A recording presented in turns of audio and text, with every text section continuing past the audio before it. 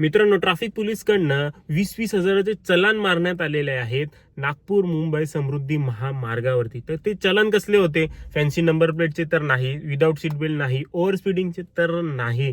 ते चलान होते एक्सपायर झालेले टायर, जुने झालेले टायर त्यावरती वापरल्याबद्दलचे. समृद्धी महामार्ग ओपन झाल्यापासून तिकडे शेकडो ऍक्सिडेंट झाले आणि त्याचं जास्त मोठं रिझन होतं टायर ब्रस्टिंग. तो रस्ता कंटिन्युअसली खूप जास्त मोठा आहे आणि त्याच्यावरती हाय स्पीड मेंटेन करावी लागते आणि अशा स्पीड मध्ये रबर जो आहे तो एक्सपांड होतो आणि त्याची जर लाईफ संपलेली असेल, ते जर जुनं झालेलं असेल, तर अशाला टायर ब्रस्टिंगचे चान्सेस जे आहेत ते खूपच जास्त वाढतात. टायर ब्रस्टिंगमुळे समृद्धी महामार्गावरती बरेचसे ऍक्सिडेंट झाले, बरेचसे लोक कॅज्युअलिटीज झाल्या, बरेचसे फॅमिली तिकडे संपून गेल्या. त्याच्यामुळे पोलिसांनी टायरची कंडिशन स्ट्रिक्टली टायर कधी बदलायला हवं हे मोस्टली आपल्यातल्या बऱ्याचशा लोकांना माहितच नसतं. ते फक्त मेकॅनिकला विचारतात, भाई ये चलेगा ना? और मेकॅनिक बोलतो और चलेगा 5-6 हजार किलोमीटर. मग ते आपले चालवतात.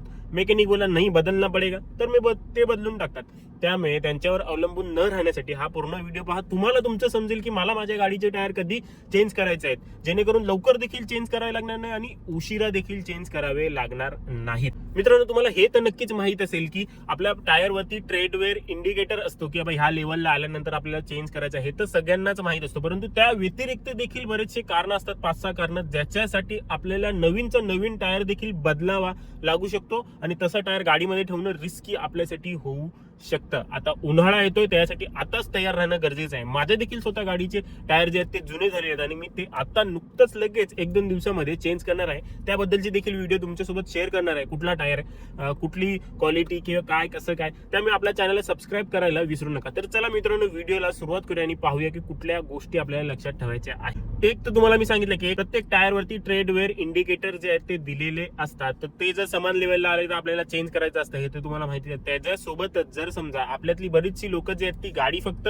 गावी घेऊन जाण्यासाठीच वापरतात आणि बाकीच्या दिवशी गाडी उभीच असते, तर अशा वेळेला दुसरी एक गोष्ट असते ज्याच्यामुळे आपल्याला टायर चेंज करायला लागतो, ते म्हणजे एज. जेव्हा टायरच्या एज लिमिटपेक्षा जास्त होतं, जसं मित्रांनो तुमचं आणि माझं वय वाढत चाललंय, आपण म्हातारे होत चाललोय, तसं टायर देखील म्हातारा होतो, त्याच्यातील देखील स्ट्रेंथ कमी होते. जसं म्हातारा होत जाईन तशी माझी हाडं कमजोर होत जातील, तसं टायरचं देखील जे रबर आहे ते त्याचं जे सॉफ्टनेस आहे, त्याची जी स्ट्रेंथ आहे ती वीक होत जाते, कमजोर होत जाते आणि त्याच्यामुळे टायर ब्रस्टिंगचे चान्सेस हाय स्पीड मध्ये हायवे वरती खूपच जास्त होऊन जातात. एज लिमिट काय आहे? प्रत्येक कंपनी सांगते की 4 ते 5 वर्षानंतर आपण टायर बदलायला हवे. जर आपली कमी रनिंग आहे, जे अगोदर येईल 50,000 किलोमीटर किंवा ते ट्रेडवेअरचे तुम्हाला इंडिकेशन सांगितलं ते, किंवा 5 वर्ष अशी कंपनी सांगते.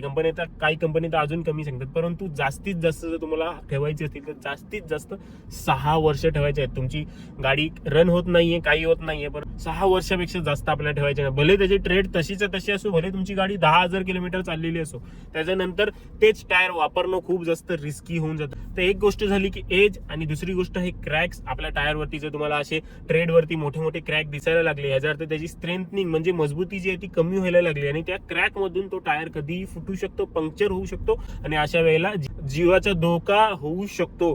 हाय स्पीड मध्ये कधी टायर फाटेल काय सांगता येणार नाही. बाजूला तुम्हाला व्हिडिओज मी लावून दाखवेन की टायर ब्रस्टिंगमुळे कसे ऍक्सिडेंट जे आहेत ते होत असतात, क्रॅक झाले. आणि दुसरी गोष्ट आहे पंक्चर. जर खूप जास्तच झालेले तुमच्या टायरमध्ये, नवीन टायर आहे परंतु पंक्चर 3 ते 4 पंक्चर पेक्षा जास्त झालेले आहेत, 3 तर लिमिटच आहे, 3 पेक्षा जर जास्त झालेले आहेत, तर अशा वेळेला तो टायर बदलणेच सगळ्यात मोठी हुशारी ठरेल. आणि दुसरं आहे खराब बॅलन्सिंग.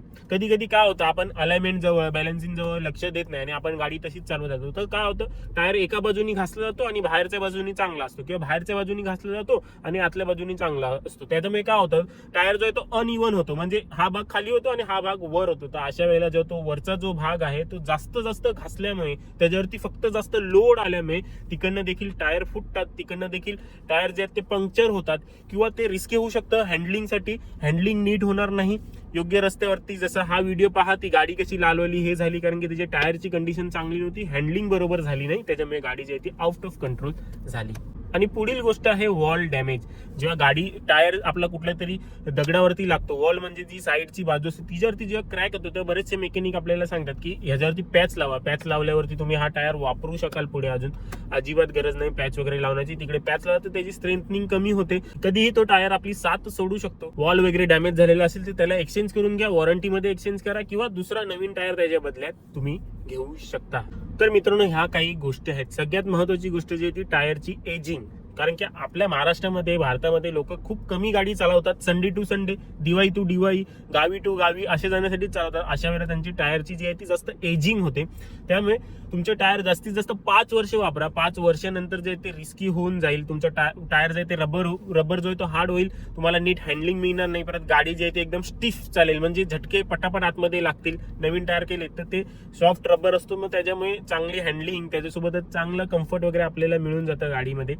तर मित्रांनो, ह्याच काही गोष्टी आहेत ज्या आपल्याला लक्षात ठेवायच्या आहेत. व्हिडिओ आवडलेला असेल लाईक करा.